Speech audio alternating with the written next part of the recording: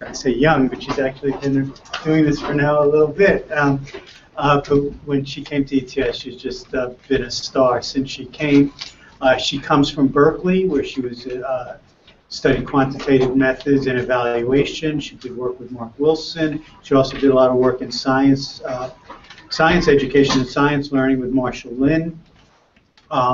Since then, she's been continuing to do work in science. She has a number of grants from NSF, and she is also doing the work that you'll hear about today around the assessment of higher education outcomes, which is a critical issue, of course, in all of higher ed.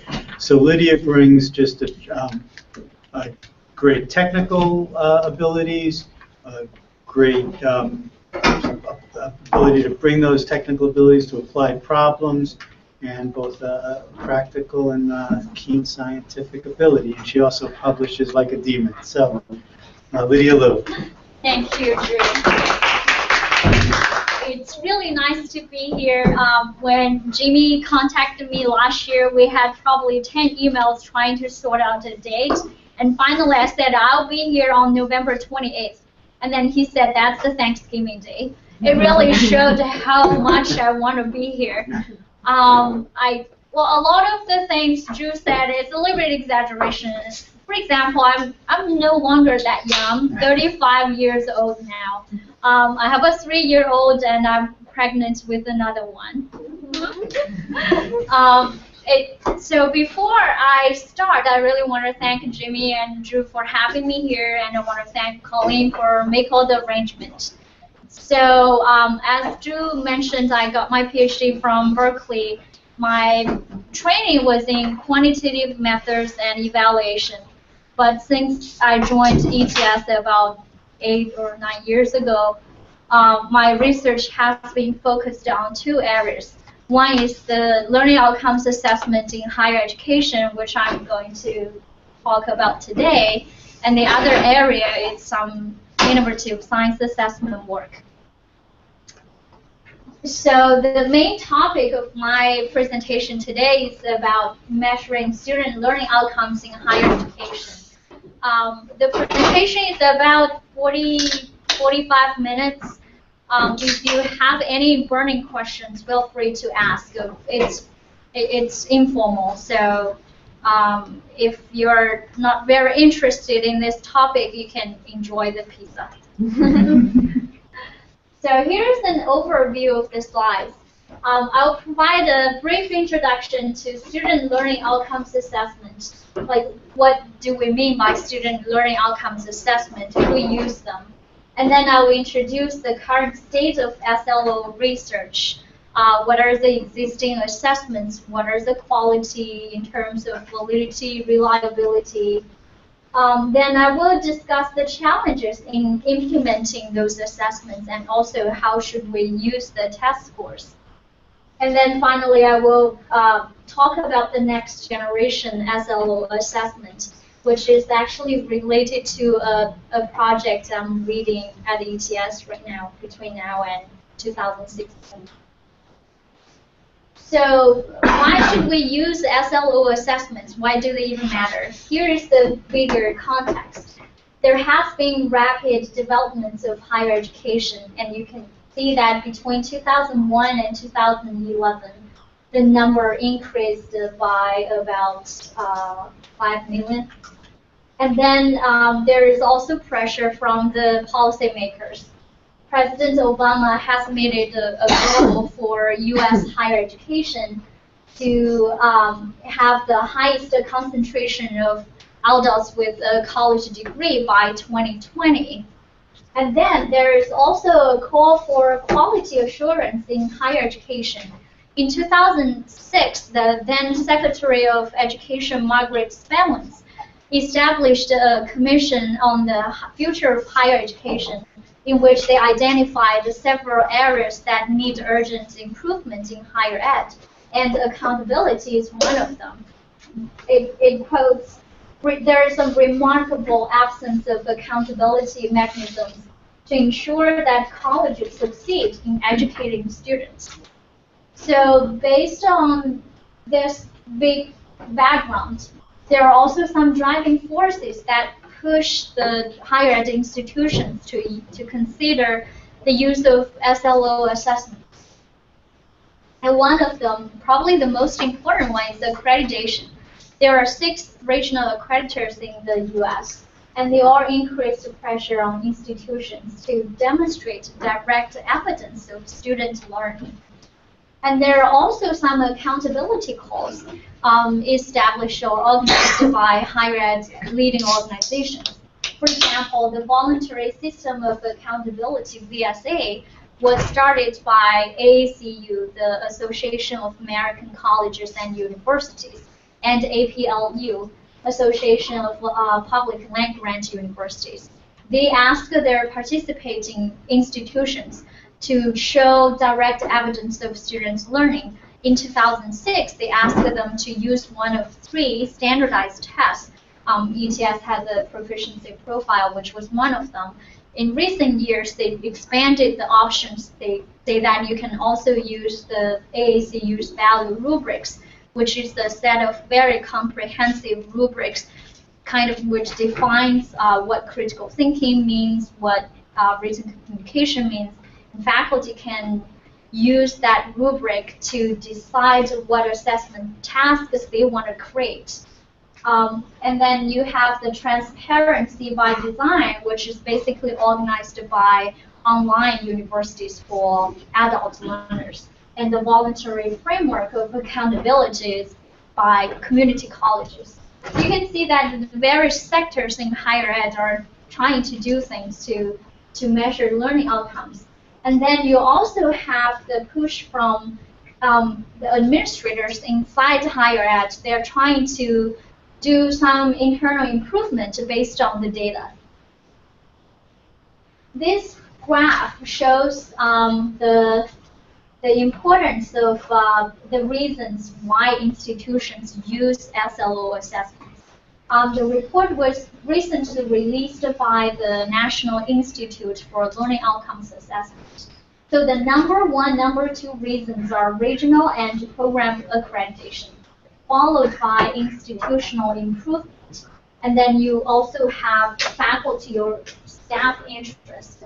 National calls those voluntary system accountability, similar calls. And then you have other reasons. So in order for the institutions to decide what to assess and what assessments to use, they need to think about their learning objectives first. So also in the same report I just showed, among the over 1,000 institutions they surveyed, 84% had adopted civic learning outcomes, which is good. And then there has been a significant more assessment activity now, which means 2013, than a few years ago.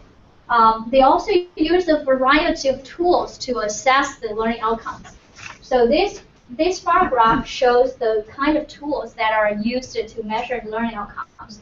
The most popular one is the National Student Survey, and the most widely used survey is probably the NASE, National Survey of Student Engagement. And then you have alumni surveys, locally developed surveys.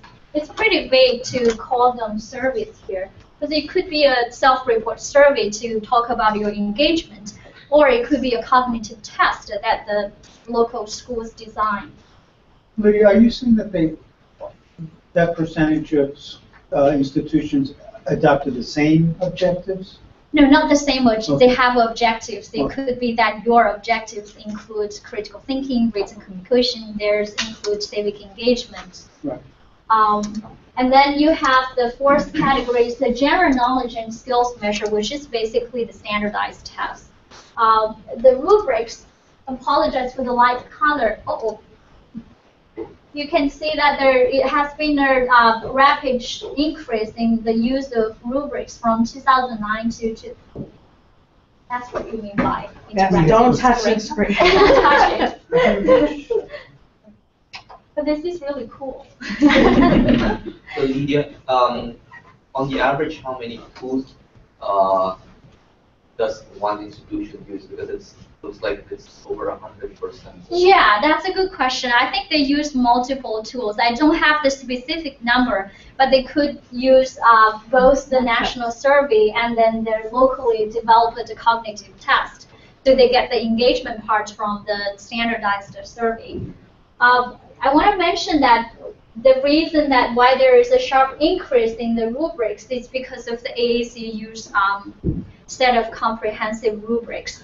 They give faculty a lot of flexibility. So basically, it's like you can use it as a scoring rubric. It defines the 1, 2, 3, 4. What does it mean to be at the critical thinking level 4? And then based on that, the faculty can translate that rubric into specific tasks they want to design. That's why you see a sharp increase in the rubric use. And then you have employer surveys, external performance assessments like internships, and then portfolios. I want to briefly discuss the advantages and disadvantages of each tool. So for the survey, it's very cost efficient. You can give it to 10,000 students at the state college at once. And then it's easy to administer, and you have the benchmark data. You can compare across institutions or within the institution, compare across programs. But there is no direct evidence of student learning. It's all self-report. You don't know if you give them a test how much they would score. And then the locally developed survey, I think the biggest advantage is that it's aligned with instruction. It's aligned with the specific learning goals for that institution. But it cannot be compared with other institutions if that's a purpose.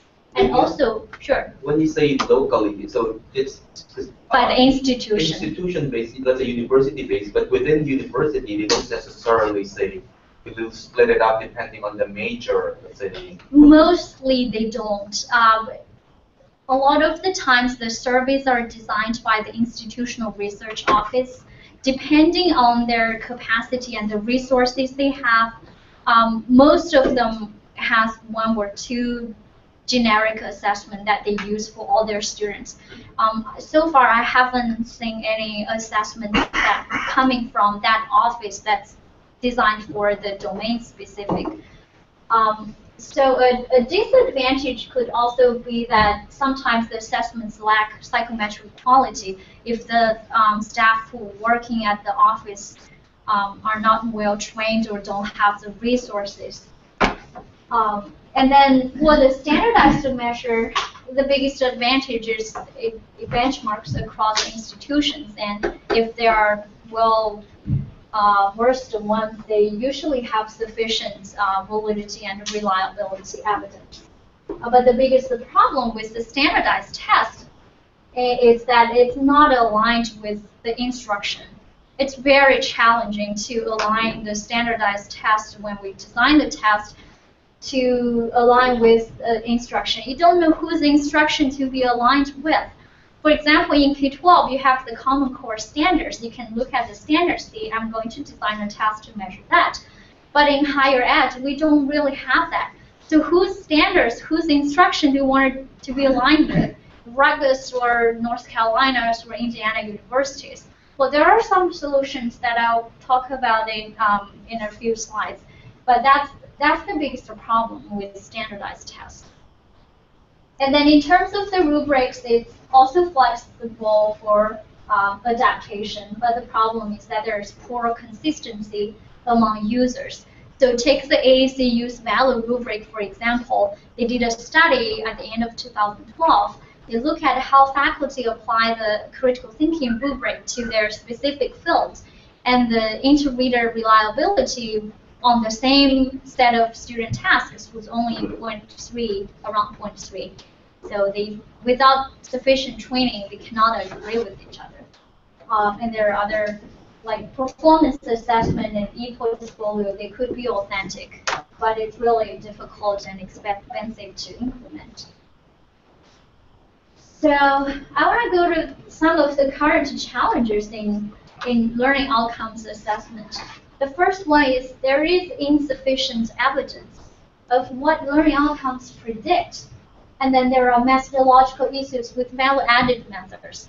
By value-added, they really mean how much their students have learned when they enter the college and when they exit, when they graduate. So there are some methodological problems with that. And also in terms of the design for the value added, you could do a cross-sectional design in which you test a group of freshmen and seniors at the same time. So they are not the same group of students. You just pretend that you can calculate the learning gain. And then you could have the longitudinal design in which you tested the freshmen first, and then you track them for 4 years, 5 years, and you retested them. So that's a longitudinal design.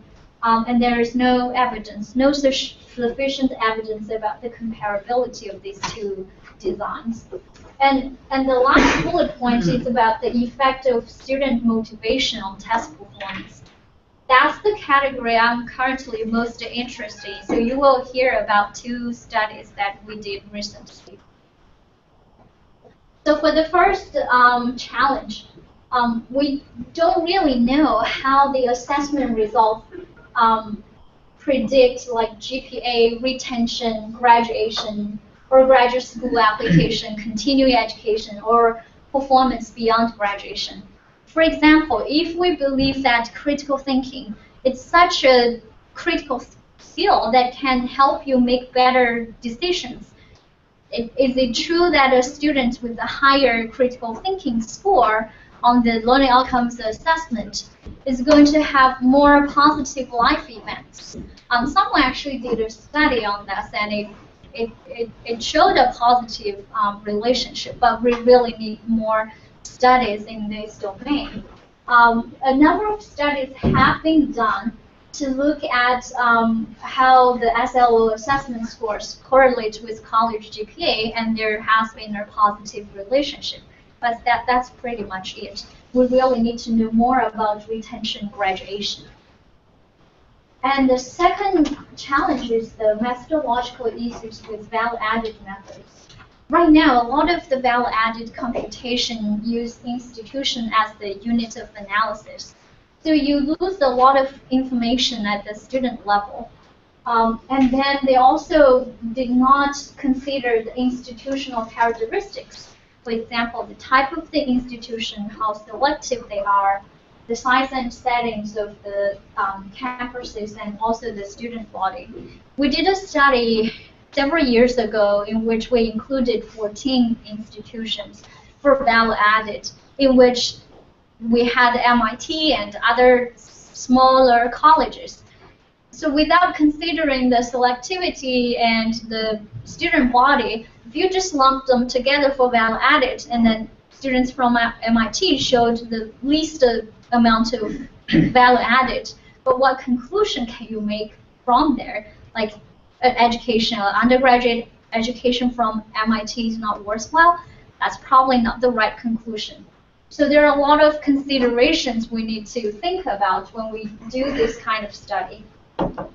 And then in terms of the statistical methods, a lot of the studies have used the ordinary least squares, which they look at the score difference. They use SAT to predict the student learning outcome score for freshmen and seniors separately. And they look at the difference in the residual and use that as a value-added ranking. But I think a more appropriate method could be the hierarchical linear modeling.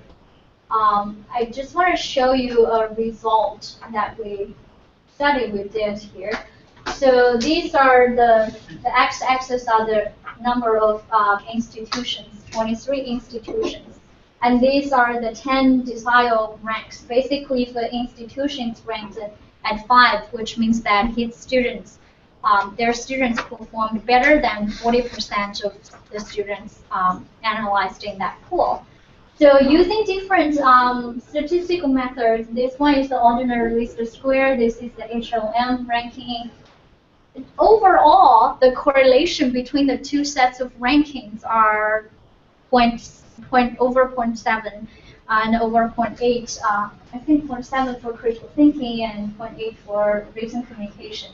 But when it comes to a specific institution, the difference could be as large as 5 decimal place. So using, for example, this one, 7, using the HLM ranking, this school is ranked at 3, which is towards the bottom of the pool. And use another method, he's ranked at 8, which means that their students are outperforming. So if there are funding decisions associated with the results, it's a real problem. And then you can see a same result for the writing test. So I have Sure. a quick question about the HLM. So can you say a little bit about what's the difference? I'm not a statistician. What's the difference between the OLS and HLM in terms of what kinds of things they take into account and what kinds of things they don't take into account that could explain The difference. that result, and particularly why it seems that why that kind of. So in the ordinary least square, they do 2 separate regression analysis. They look at they use SAT. SAT was the only predictor they used at the institution level to predict the student learning outcome scores for the freshmen. Then they have a residual score, and they do the same thing for the seniors. They also have a residual score. The difference in that residual score was used to calculate the decile rank. In the HLM model, in addition to, so they have 2 levels. They have the model at the student level, which wasn't available in that previous method, because the previous method only looked at the institution level data. And then at their second level of the HLM model, they have the institution level. In addition to controlling for SAT, they also add in the selectivity of that institution by the percentage of applicants accepted. And they also looked at the type of the institution, whether it's the public or private. And they also looked at the kind of degree it grants, whether it's a bachelor's or master's or research university, which gives doctorate degree. So with all the information, these factors contribute to the difference in the results, in addition to the inherent difference you observe when you consider the student level information. Lydia, can you provide an example? Let's say this particular institution, if we just use SAT, there's high rank. But the reason why they went down is, I don't know, because I can imagine that one way of thinking is at the end, where are they, right? Because as you said, that if they started very high, there's not much room for them to improve. So it looks like that they did not gain much from their college experience. But it could be a function of the ceiling effect, but it could also be a function of what the test is measuring, in the sense that maybe the basic, they have learned a lot of advanced things that's not being measured in the test itself. So in terms of there isn't much, the correlation between SAT and this, the critical thinking is around 0.5 at the institution level. So you only have half of the variance that could be explained in a unique way by the introduction of the test. But I'm thinking if you add the type of institution or selectivity, your ranking could actually go up, because if you control for, that means that you are actually comparing the institution among the type of institutions that have similar selectivity. If you don't consider that, for example, really selective schools' ranking could be at the very bottom. Right, because you fail to consider. But is that the situation, though, in your example earlier, the one that has a big gap? What was the characteristic of that? Like 7. I'm not sure if you remember. Yeah, I may not remember the exact characteristic of that school, but I remember that the school that was ranked at very bottom, the ranking shifted after we considered the selectivity. So they were. It turned out they're also selective. They are, yeah. And someone else at the CAE collegiate college aid to education did a similar study and they found some similar results. I think it's just related to Ravi's question. I wasn't sure whether, because it's not really a fair comparison. Not only that you change the model, but you also change the input. Right. So we did another study just to make sure that the models are changed, but the predictors remain the same. This was a second step study after that. So another challenge was about the longitudinal versus cross-sectional design. So for the cross-sectional design, you have a group of freshmen and seniors who are not the same students. But because it's really easy to use this design, that's a lot of institutions are currently using.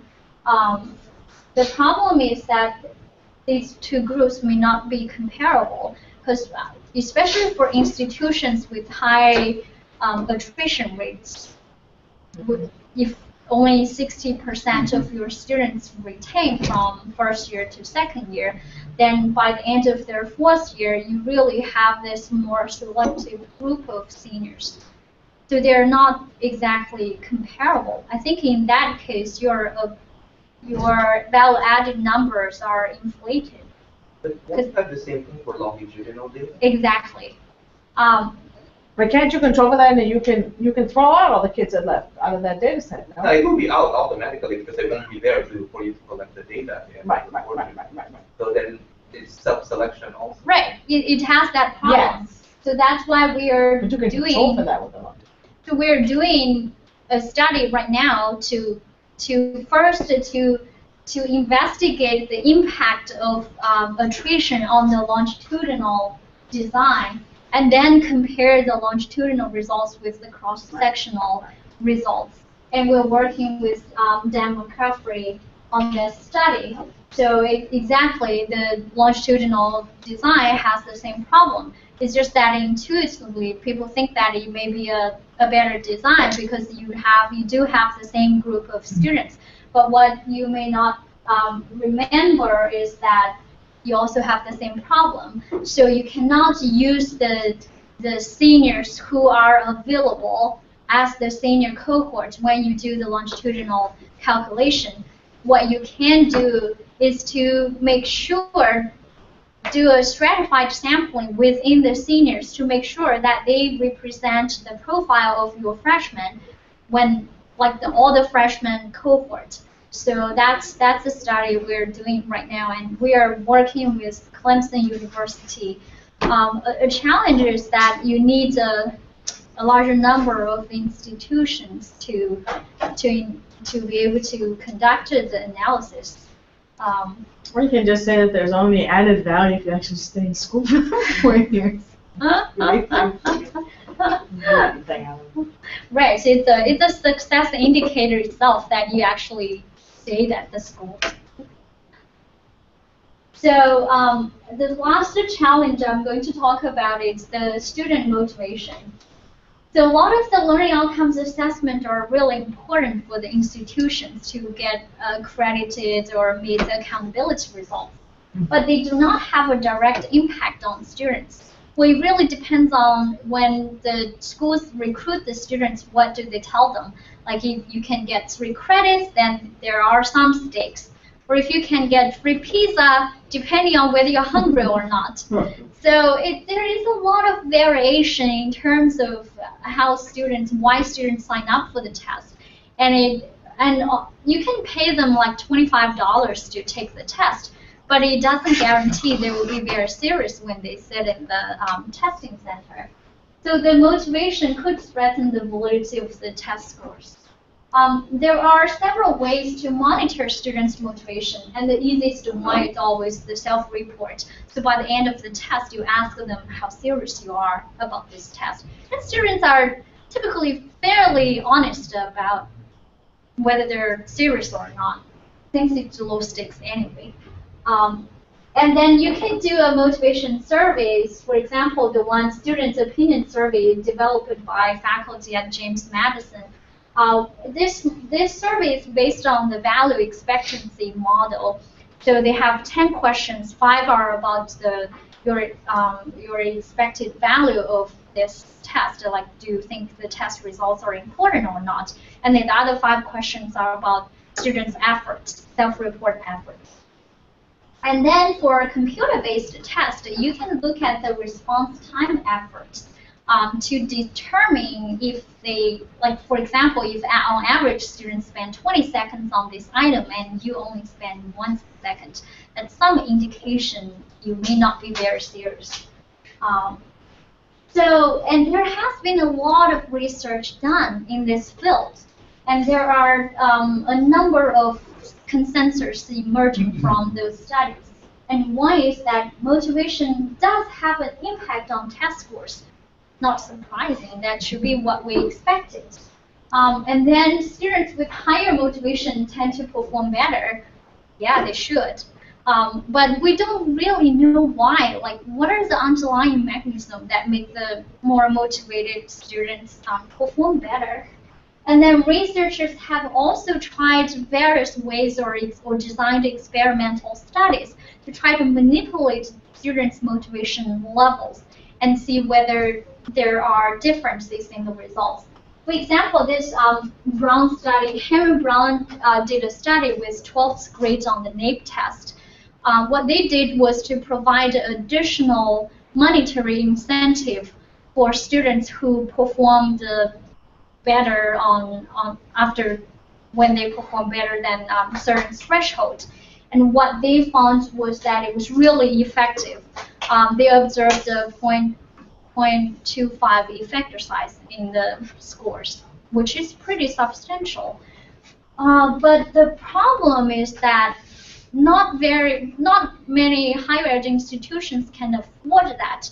Well, that method in itself it's complicated to implement. You have to track their performance afterwards, and then you have to pay them. So it's more like it works in a laboratory or experimental study setting, but for large state university with 10,000 freshmen, it's hard to implement. And there are other studies who tried providing feedback after the assessment, and sometimes it works, sometimes students don't really care about the feedback, so it doesn't work. And then we did a study, and I'm going to talk about that study. So this is a study we did a couple of years ago. The purpose is to investigate the impact of motivation on low-stakes learning outcomes assessment in U.S. higher education, and then to identify the practical strategies that institutions can use, which does not involve paying them extra. And the reason that we were doing that study was really because of this book. So Richard Aron from NYU published a book in 2011. They used the CLE test and looked at the half longitudinal design students between their entering freshman year and the end of sophomore year, and concluded that their skills, critical thinking, complex reasoning, and writing improved by only 0.18 standard deviation. So once this book was published, it received a lot of attention from the policymakers and educators, and everyone was kind of panicked and saying, so our students are not learning anything. We think that there may be some confounding factor from students' motivation. If they're not motivated to take the test, we don't know how the results would be changed in which direction, but it may not be the true results. You may not get the true student ability estimate if you don't consider the motivation factor. Did this report consider whether the school bothered teaching those things? I forgot what other things said in that book, but this is the thing that. Because if they're not teaching critical thinking, the kids aren't going to get better at it. Well, and normally they don't. A lot of the schools have gen ed programs, and if that's one of their learning objectives, and critical thinking, it's written into many institutions' learning objectives. Written communication and critical thinking, like the two most popular learning objectives.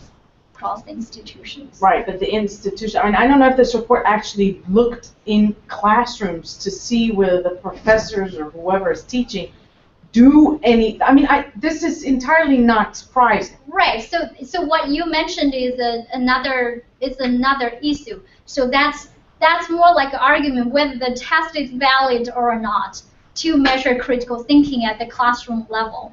So that's a really different issue. So let's just assume that it's valid. It can be used to measure. Even so, if we consider motivation, would the results be different? But that's a definitely legitimate concern. It's a lot of the arguments is that can you really measure critical thinking with a 90-minute test? Oh, no, that's actually not what I was arguing. I was arguing that they were not teaching the students to critically think ever in the 4 years. And then they expect them. It's in their goals. They want to see how, but they're not teaching them. They can measure it, but they're not. The goals are at an institutional level. But they're not happening in the classroom. Right. So the motivation, if that's the case, increasing motivation should not make a difference because the ability ain't there. Right. And do the results differ by? Oh yeah, we used a different test. We don't have access to this test, but we used the ECS test, which is easier for us to use. So here are the questions we asked in that study. What is the relationship between self-report motivation and test scores? Do motivational instructions affect the student test scores? Do conclusions drawn about the college learning gain, basically the value added, change with test format and motivational instruction? So we got students from 3 institutions, a research one, master's, and a community college. Make sure that we have students from different sectors. And then we used the ETS proficiency profile, multiple choice test, and with an optional essay. And then we administered the motivation survey, the student opinion survey at the end of the test. So these are the motivational conditions. We had 3 conditions, two experimental condition and 1 control condition. And we did random assignment within our testing session. The instruction was embedded in the consent form, so because we want to make students within our centers, we didn't want to have a proctor read out the instruction. So for the control condition, you can see that in the consent form, there's a bold highlighted in red paragraph saying that your answers on the test and the survey will be used only for research purposes and will not be disclosed to anyone except to the research team. In the institutional condition, that's just a name we assign to this condition. It says that your test scores will be averaged with other students taking the test at your institution. Only this average will be reported to your institution. This average may be used by employers and others to evaluate the quality of instruction at your institution. And this may affect how your institution is viewed and therefore affect the value of your diploma. And then we had the last condition is what we call the personal condition. Your test scores may be released to faculty in your college or to potential employers to evaluate your academic ability. And then we looked at the results. The main findings that motivation the instruction has a significant impact on both the EPP scores and essay and the student self-report motivation. So this shows how the score differences on the multiple choice parts of the ETS proficiency profile. So in the difference between the control and institutional conditions is about 0.26 standard deviation, and such difference increased to 0.41 standard deviation when you consider the personal condition, which was very substantial. Sure. Can I interpret this scale score as, I mean, I don't know if this goes 200 to 800, just like an SAT, it's or? from 400 to 500. Okay. And then on the essay, we observed similar differences in terms of effector size, 0.23 between control and institutional, and 0.41 between control and personal. And then in terms of the self-report motivation, a similar pattern appeared. Now, if we want to look at value added, we also looked at the value added between sophomore and seniors. So this is the cross-sectional design. After adjusted for SAT score, so on the ETS, on the multiple choice part in the control group, you see in about 2 years' time, sophomore to seniors, the effector size was about 0.25. And then on the assay part, the effect size was about 0.21, which was similar to what Richard Aron reported in their academically adrift book. Did you say you have community college? Yes. How do you have a senior in there? Oh, sorry. This analysis doesn't include the community college. Oh no. Wait a second. I think we did for the. Let me look at the sample size. Oh, community. We had about 100 community college students, and they're not included in this sample. This adds up to 600 something. So these are only from the masters and research institution. And if you look at the institutional condition in which they were told that your scores may be reported in an aggregate format and may affect the value of your diploma. So on the multiple choice part, you see a 0.41 effector size, but for the on the essay, you barely see any value added. And we suspect the reason was that if we somehow motivated the sophomores on the essay, but the seniors were not motivated. So that's why you see a very small difference when you compare the sophomore and senior score with that institutional motivational instruction. But that was not the case on the multiple choice part. On the multiple choice part, you do see a larger gain. So it could be that we simultaneously motivated both sophomore and the seniors. Is this a two-part test? Yes. So It's two they parts. take the multiple choice first and then they the take essay the second? test. It's actually counterbalanced, so you don't see a fatigue effect. So they do the essay first and then the multiple Some choice? people, Okay, yeah. good. And then on the personal condition, so we observed a similar value added on the multiple choice part, but we didn't. In the increase on the assay, it's very similar to that in the control group. So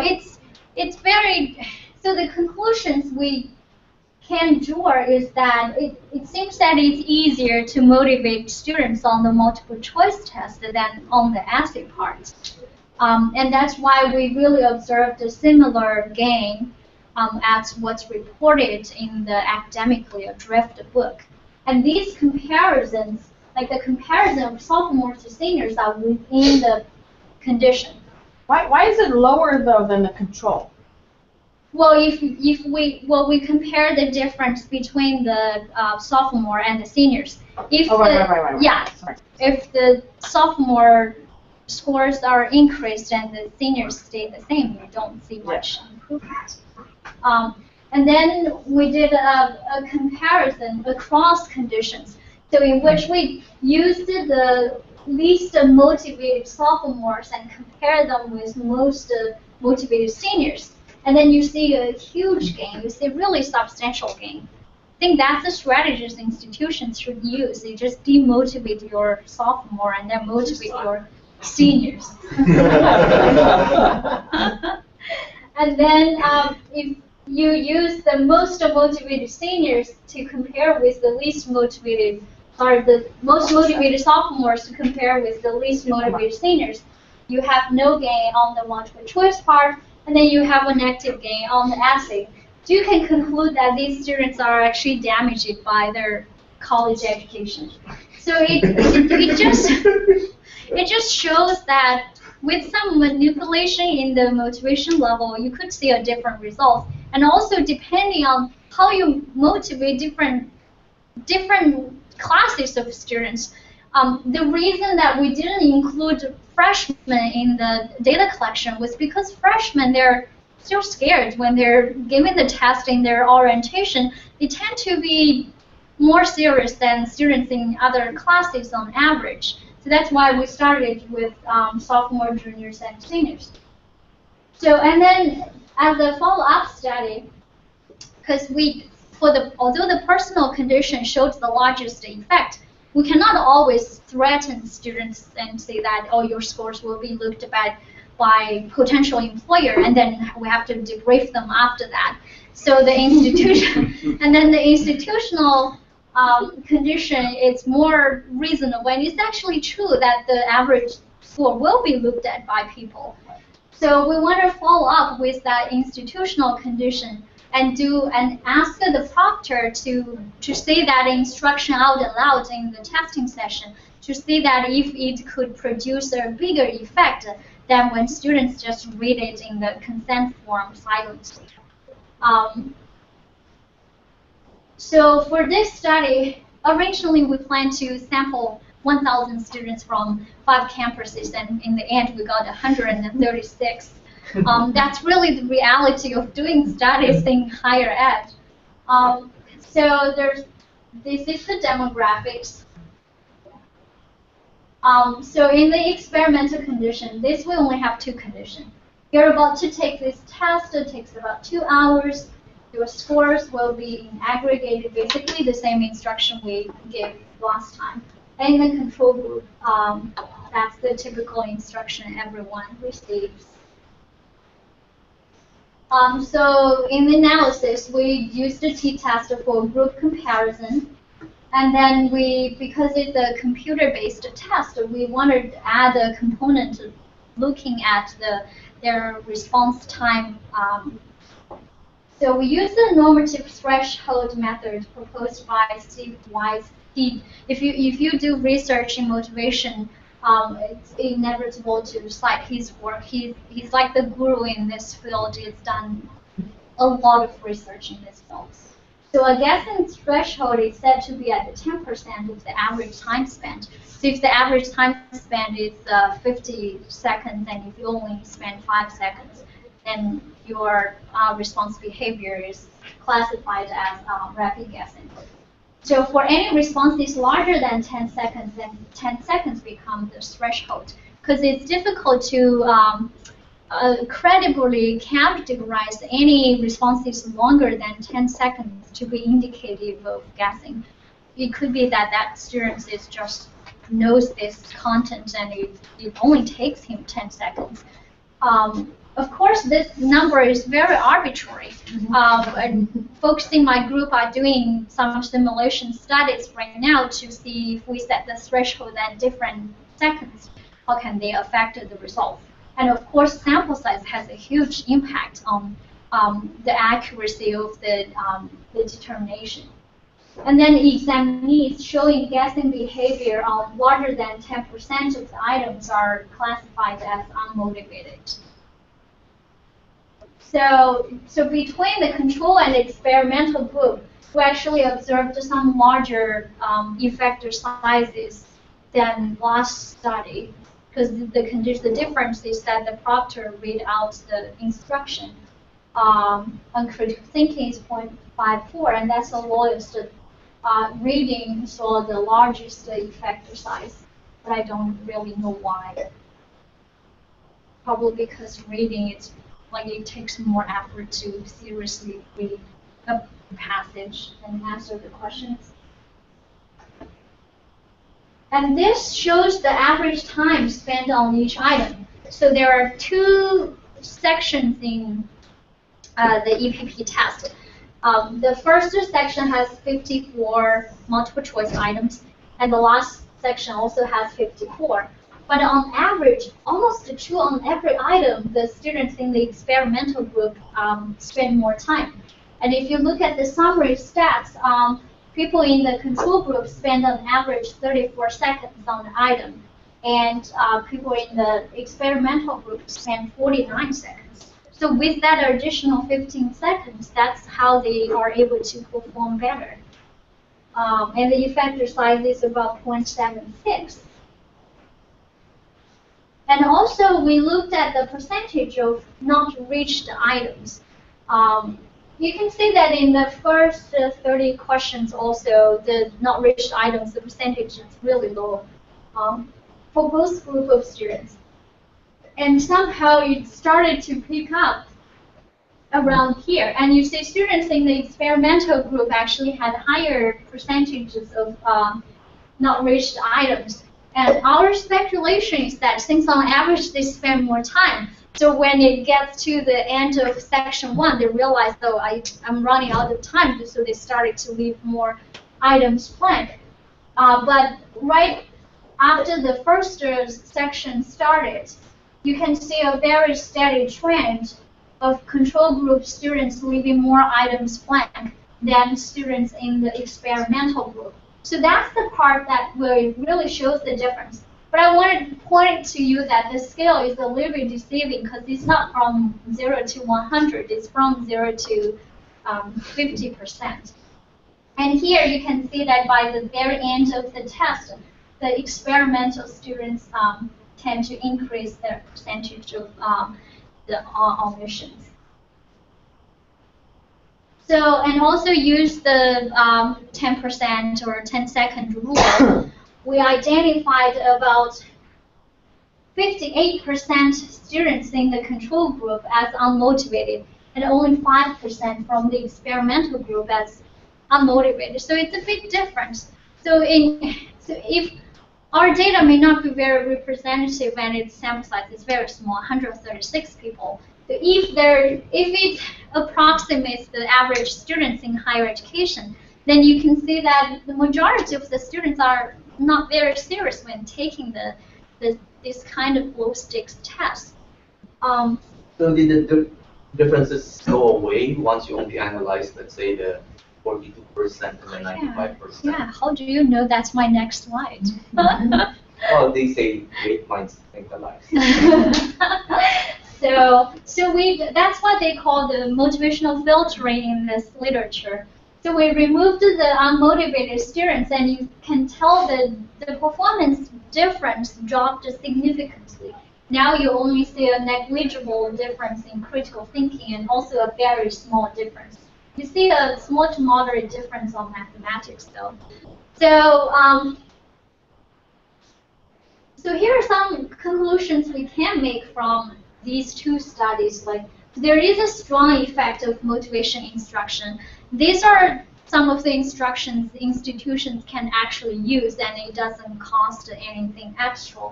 And it speaks to the significance of understanding the test-taking behavior. For more formative tests, maybe we can even embed immediate feedback. So for example, if you notice that a student just spent like 1 second, 2 seconds answering the first 5 items, maybe you can have a pop-up window reminding him, hey, it looks like you need to be more serious about this test. And then it talks about the importance of motivational filtering. Even if when institutions cannot embed any strategies to motivate students, they can still do post hoc solution by looking at the unmotivated, by looking at the response time, if it's a computer-based test, to try to identify the unmotivated students and maybe remove them in a reasonable way. That will increase the validity of the test, but it will decrease the reliability. That's an interesting finding we found across the papers and also from our own study. According to Steve Weiss, that's because when you have unmotivated students, it's furiously inflated the consistency among scores. So I'm going to move to the next generation assessments. So a group of researchers at ETS last year did a study. They looked at the major frameworks in higher ed and workforce and identified these skills as the most important ones, like creativity, critical thinking, teamwork, effective communication, which includes both written and oral communication, and then the digital information literacy, ICT, citizenship, which is more like civic engagement and knowledge and life skills. We're working on a study to a project to try to design assessments for some of the competencies or constructs, if you want to call. And we didn't have creativity. The reason is that we really don't know how to measure creativity. We looked across the literature. We don't have many reliable or valid tests that have been designed on creativity. It doesn't even have a consensus in terms of definition. We do critical thinking, both the oral and written communication, the digital information, and civic engagement and knowledge. It could be both how students participate in elections or are they involved in community work, what kind of civic knowledge they have. Life skills is also a very broad concept. It could include many distinct constructs. So we leave it alone at this point. So when we design these assessments, these are the considerations that we want to go into the design process. One of the biggest criticism, as I mentioned earlier, is that the standardized tests do not align with instruction. So faculty, the grassroots endorsement for such assessment is very weak. But the administrators may want the results to make some data-driven decisions. But faculty always say that, why do I care? The results won't have any impact on my instruction. So we need to have more faculty involvement in the assessment design process. And then another thing to think about is whose instruction to be aligned with.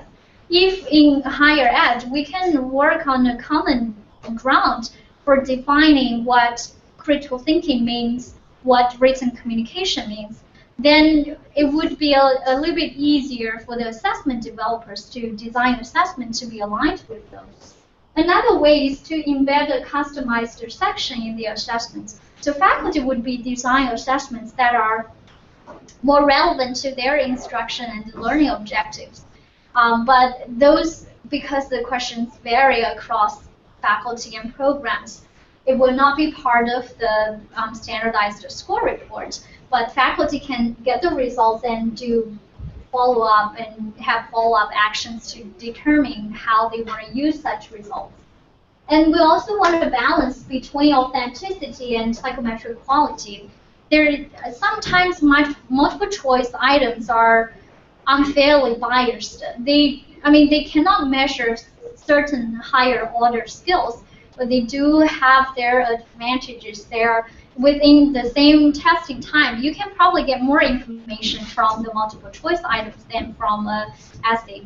I'm not saying that we should only use multiple choice. It would be good to use a combination of item format, some innovative item format like the highlighting or multiple selection, multiple choice, and essay, a short constructed response to cover the entire range of your constructs.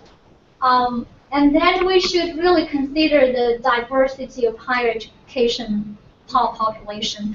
The higher ed landscape has been changing rapidly. When we design our assessment, we really want to give priority to accessibility. According to the U.S. Department of Education, there are about 12% of undergraduate students with various sorts of disabilities. And we want to make sure that they are provided equal access to demonstrate their competencies. And also, we have a lot of language learners in higher ed, and we also want to consider that. So that's pretty much it. And then I have some references. Any questions or anything else? Thank you. Thank you. Oh, and I neglected to note that this is being taped. So if you say something, you're on tape. So Jimmy and Ravita, if you'd like to retract your comments. I stand by my comment. Sure. One of the other learning objectives that somewhat seems to overlap from institution to institution is how they instill a inner motivation in the students to go on to maintain a learning, their own self-directed learning once they leave the college. You seem to want to control your test results based on motivation, but have you even tried to measure motivation difference from the beginning of college to the end of college? That's a very interesting question. We haven't done any research, but I was at AERA and a faculty, Sarah Finney from James Madison. They did a study, they did a longitudinal study in which they measured the motivation of freshmen and junior, yeah, I think it's junior, and then freshman, sophomore, junior. And they didn't notice much difference in the motivation.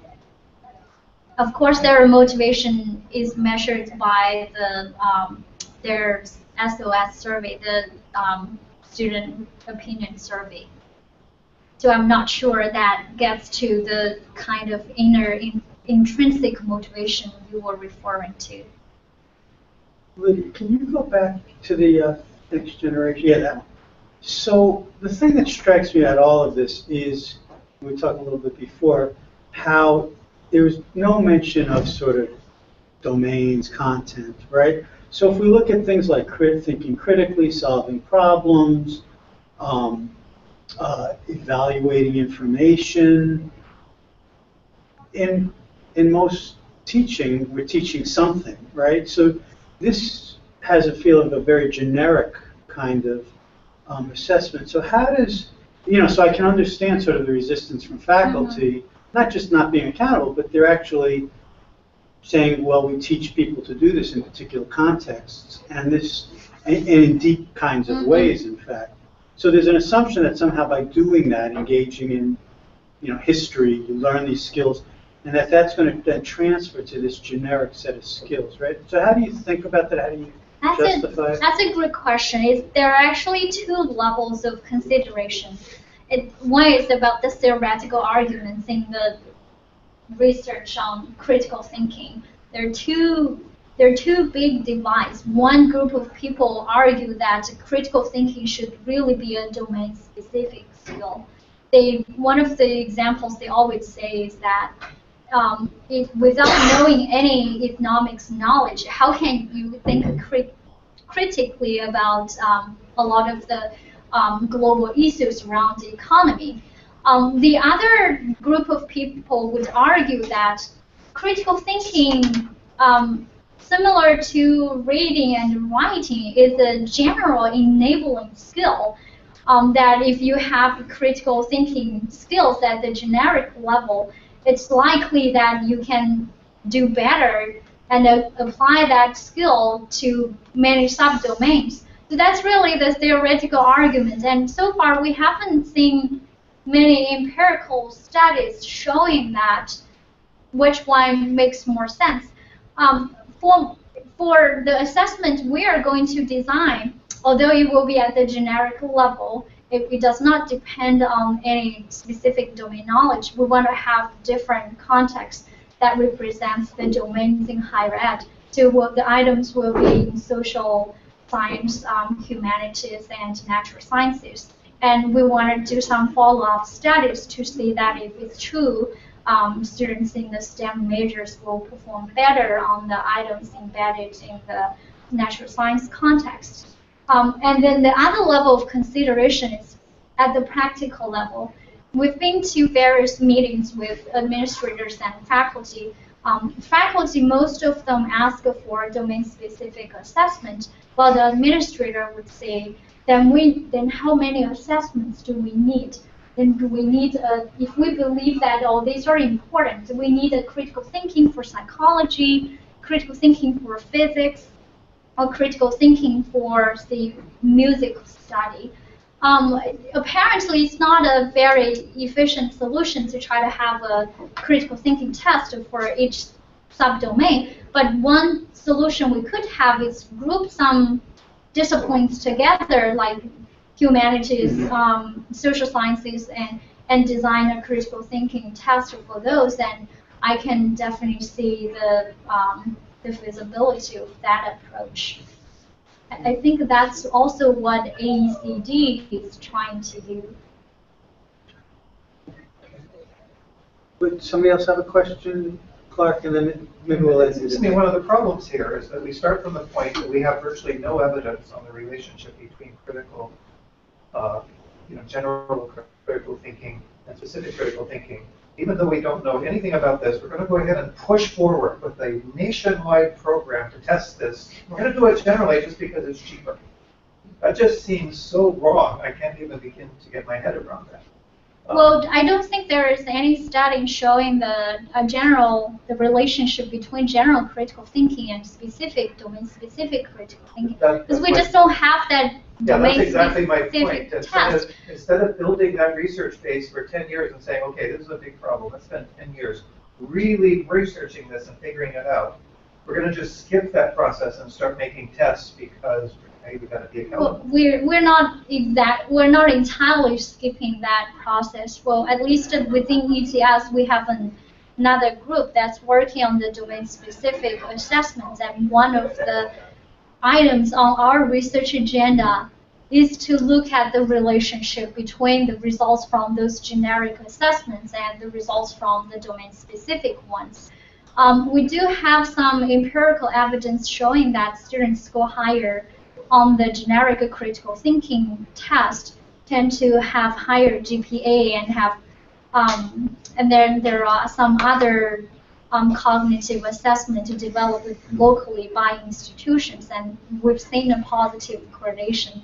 But I agree with you that we need to do more research to really disentangle the relationship between domain-specific and generic critical thinking. Right. And just to piggyback off Clark, I don't think this is necessarily a shot at ETS. This is, I mean, because this is in the accountability models now, right? Yeah, I was just making a general comment about what universities and the federal government seems to think is warranted. And I think the concern is not just that it's a measure that's not validated, but how does this then drive sort of, just like any other outcome measure, if it's a high stakes kind of measure, it drives certain behaviors that may not be actually productive at all. We've seen it in K-12, right. And and there's a real concern about what, I just think about how difficult it is within a department, a school, to say what are our common objectives. Now, do you have any sense that at institutions, do these goals get shared, and do the faculty across departments actually talk about these shared goals? Well, from the institutions we had conversations with, definitely no. So we went down to a large state university system with 16 or 17 campuses, like 4 times over the last 8 months. Their president really wants to push forward the assessment agenda. So in the first meeting, we had 1 or 2 representatives from each campus. We spent about 2 hours discussing what are the shared learning outcomes. And then in the end, the faculty agreed that they don't have a shared learning outcomes. And then the second time we visited there, we pretty much talked about the same things. And they think that in order to do generic assessments, they want to do domain-specific ones, which was fine. We can help with that. And then in our third visit, they decide that they have existing assessments, that they have a quizzes, assessments that designed by faculty that they believe can serve that purpose. And then they argue about how they should really use the results. And then when we ask, so how often do you use those assessments? Do you really look at the assessment to see how that can help your instruction? Because the criticism of the standardized test results is that they don't help instruction. And they say, we don't really look at the results to see how they improve instruction. Yeah. It's all in my mind. I know how to do it, but I just don't have a mechanism that I can articulate about. So it gives me the impression that people do practice assessment, but but still how to translate the results into improved instructional practice is the missing link. Well, I also haven't seen their quizzes and how, what those might look like and whether they're all aligned with their goals or whatever goals they have. Right, that's why here, We're all messed. that's why we really want to push for this idea, the customization for the faculty. We think that faculty should have the flexibility to include their own questions in the standardized test if they have to use the standardized test, but they also have something to their own. And they will then that will give us the data to look at the question Clark just mentioned. What's the correlation in terms of student scores on the standardized part and the customization part? If a psychology program supplies us with 50 questions, and it shows that students who scored high on the generic critical thinking did really poorly on the questions from the faculty, then that's a problem. Then we need to look into the details to figure out how to solve the problem. But without this part, it's hard for us to even tell what's wrong with standardized tests or what's wrong with the assessments from the faculty and how can we improve those or one of them. All right, well, thank you very much.